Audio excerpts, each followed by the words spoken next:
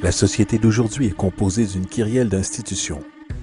Partant des institutions politiques, institutions juridiques, institutions religieuses, jusqu'aux institutions de classe sociale, de tradition et de profession.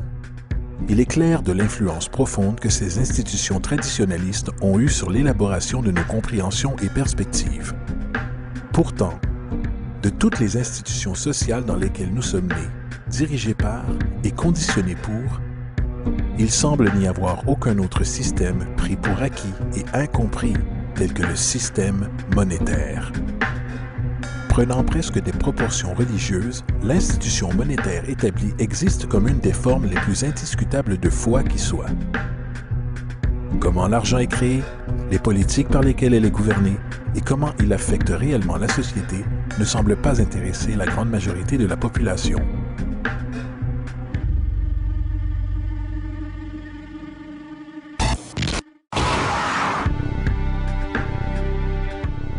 Dans un monde où 1% de la population possède 40% de la richesse de la planète, dans un monde où 34 000 enfants meurent chaque jour de pauvreté et de maladies évitables, où 50% de la population du monde vit avec moins de 2 $ par jour, une chose est claire, quelque chose tourne très mal. Et que nous en sommes conscients ou non, le moteur de toutes nos institutions établies et de la société elle-même est l'argent. Donc, comprendre cette institution de politique monétaire est essentiel pour comprendre pourquoi nos vies sont telles qu'elles sont. Malheureusement, l'économie est souvent perçue avec confusion et ennui.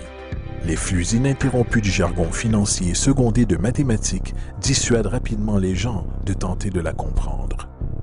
Pourtant, le fait est que la complexité associée au système financier n'est qu'un simple masque conçu pour dissimuler une des structures les plus socialement paralysantes que l'humanité ait jamais subies.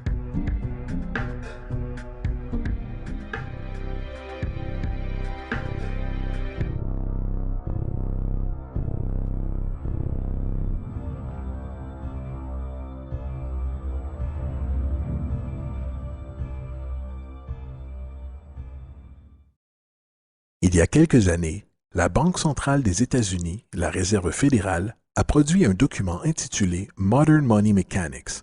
Cette publication a détaillé la pratique institutionnalisée de création d'argent utilisée par la Réserve fédérale et le tissu de banques commerciales mondiales qu'elle supporte.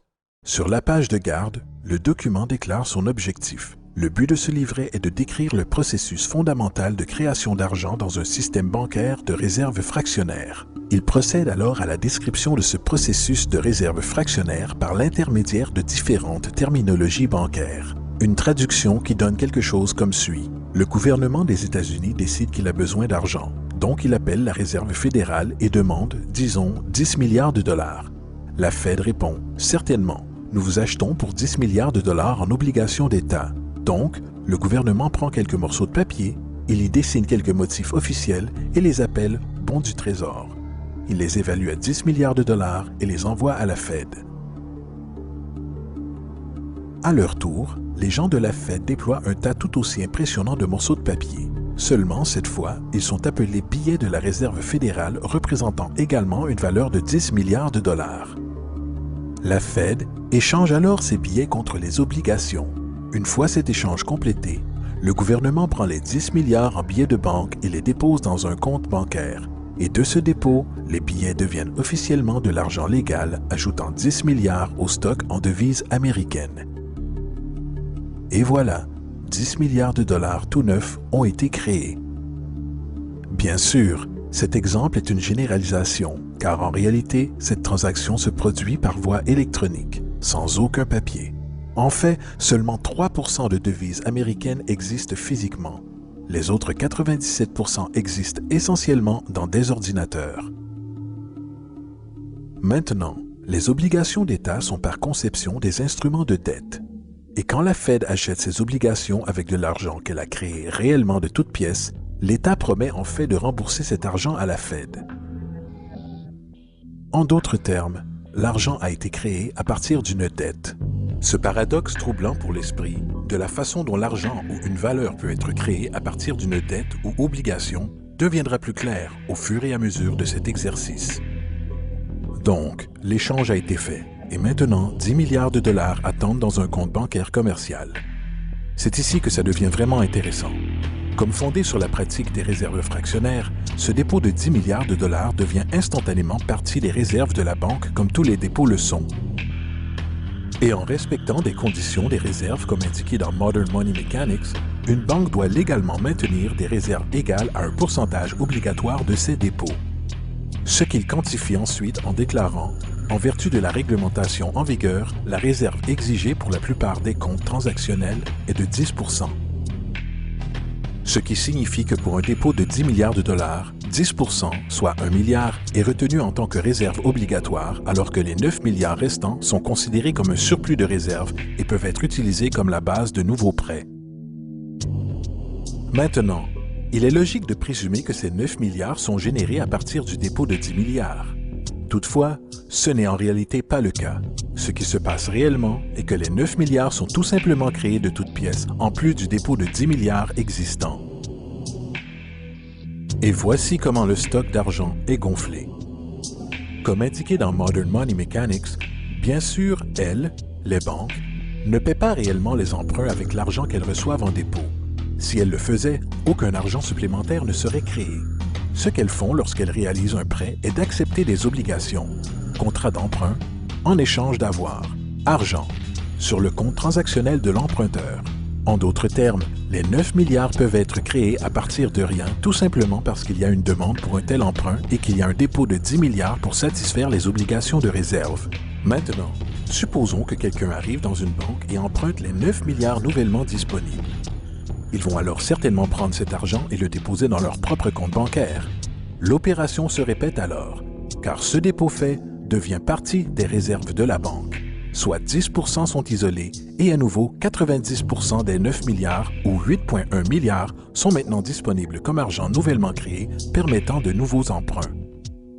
Et bien sûr, ces 8,1 peuvent être prêtés et déposés à leur tour créant 7,2 milliards supplémentaires, puis 6,5 milliards, puis 5,9 milliards, etc. Ce cycle de dépôt-emprunt d'argent peut techniquement continuer à l'infini. Le résultat mathématique moyen résultant est qu'environ 90 milliards de dollars peuvent être créés à partir des 10 milliards d'origine.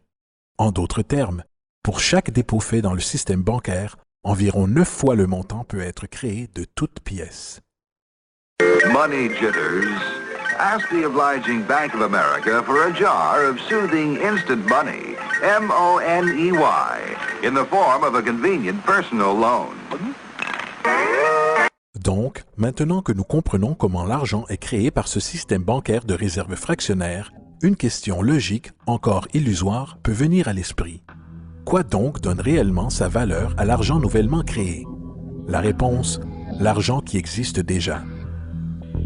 Le nouvel argent vole essentiellement sa valeur en stock existant. Comme le stock total est accru sans se soucier de la valeur en biens et services, et comme le stock et la demande définissent l'équilibre, les prix augmentent diminuant le pouvoir d'achat de chaque dollar. Ceci est généralement dénommé inflation. Et l'inflation est essentiellement une taxe cachée sur les citoyens.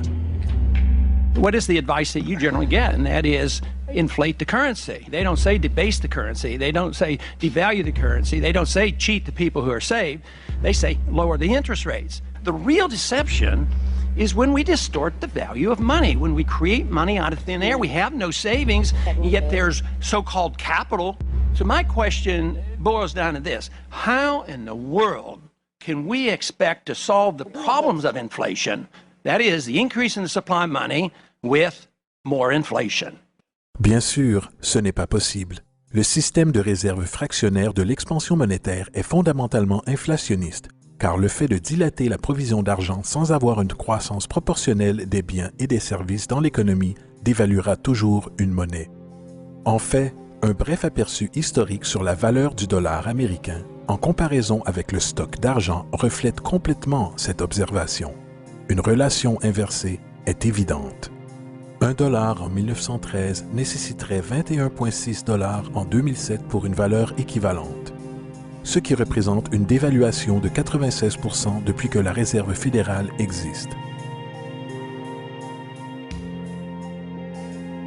Maintenant, si cette réalité d'inflation inhérente et perpétuelle semble absurde et se mordre la queue économiquement, attendez un instant, car absurdité est un euphémisme comparé au fonctionnement de notre système financier.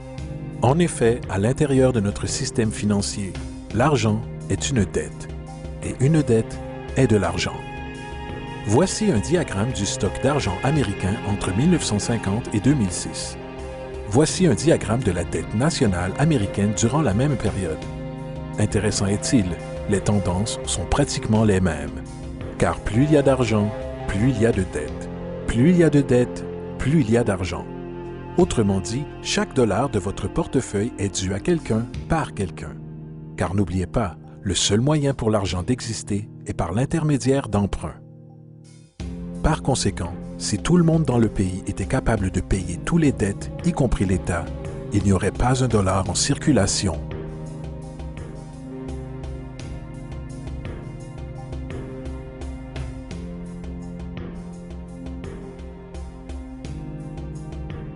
En fait, la dernière fois dans l'histoire américaine que la dette nationale fut réglée a été en 1835, après que le président Andrew Jackson ait fermé la banque centrale qui a précédé la Réserve fédérale. En fait, l'entière profession de foi politique de Jackson tournait essentiellement autour de son engagement à fermer la banque centrale, déclarant sur ce point « L'effort éhonté que la banque actuelle a fait pour contrôler le gouvernement ne sont que les présages du destin qui attend les Américains, qu'ils soient trompés dans une perpétuation de cette institution ou à la mise en place d'une autre comme elle. » Malheureusement, ce message n'a pas perduré et les banquiers internationaux ont réussi à installer une autre banque centrale en 1913. La Réserve fédérale. Et aussi longtemps que cette institution existe, une dette perpétuelle est garantie.